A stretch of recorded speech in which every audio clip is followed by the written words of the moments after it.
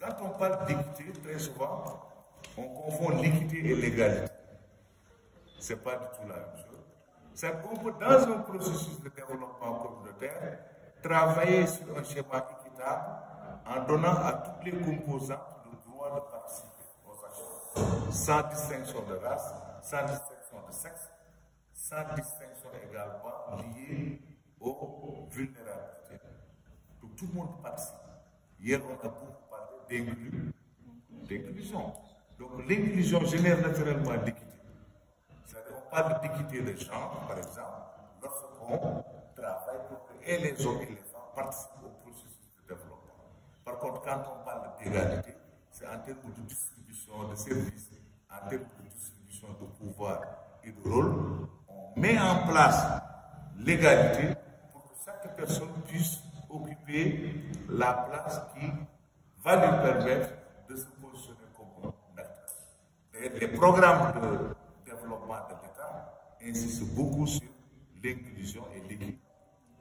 D'ailleurs, dans le cadre de la décentralisation, on veut promouvoir une gestion efficace des affaires locales avec un respect de l'équité des gens.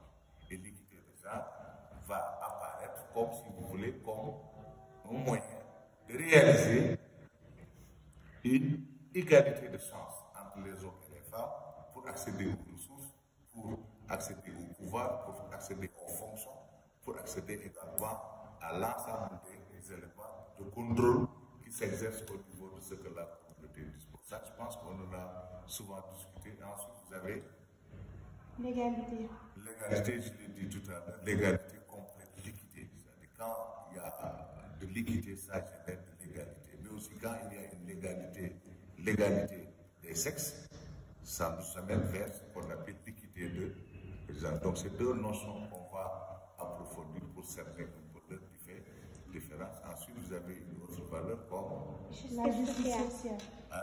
La justice sociale. Bon, ça c'est un objectif de développement durable. Le développement durable a généré, comme on l'a dit, une solidarité planétaire et les États se sont engagés pour promouvoir des sociétés plus justes et équitables. Donc le développement durable, c'est surtout ça son objectif, promouvoir des sociétés plus justes et plus équitables. Et c'est souvent des sociétés plus inclusives. Donc on ne peut pas avoir de justice sociale, par exemple, lorsque vous venez dans une communauté, certaines catégories de personnes peuvent participer à l'activité, les autres non. Ou bien, les hommes sont privilégiés par rapport aux femmes, non. Ou bien, on ne garantit pas la promotion de l'égalité de chance entre toutes les composantes de la communauté. Donc, voyez, l'équité et l'égalité génèrent une justice sociale. Et ça, c'est extrêmement important. La justice sociale peut justement se manifester entre les ruraux et les gens qui habitent en milieu urbain. Elle peut se manifester du point de vue genre, hommes et femmes. Elle peut aussi se manifester du point de vue de l'échelle de vulnérabilité. Par exemple, le fait de donner dans tous les processus de développement aux personnes handicapées la possibilité d'être incluses et de participer au processus de développement. Ou bien les enfants, donc ça c'est extrêmement important, ou bien ceux qui ont le pouvoir économique soient mis au même pied d'égalité que ceux qui sont pauvres, ceux qui sont des rien que pauvres, ou bien avec des revenus très faibles. À côté de la justice sociale, vous avez la démocratie. La démocratie, dans le cadre du développement, encourage le fait que tout le monde se mette ensemble pour construire un pouvoir collectif se matérialisant dans la représentation et la participation. C'est-à-dire qu'il faut que les communautés aient la possibilité, si vous voulez, d'être considérées comme des actrices. Elles sont dans le conseil local, elles sont dans le cadre de concertation, elles sont à tous les niveaux où on doit manifester une prise de décision. Mais aussi la démocratie participative, elle apparaît, on l'a vu l'année dernière, je pense.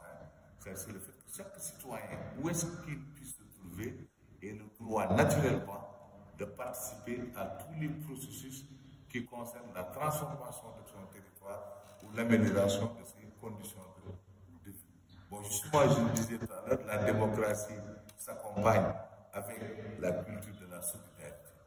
C'est-à-dire l'économie sociale et solidaire, justement, est une forme de manifestation et d'expression d'une démocratie participative sur le plan économique.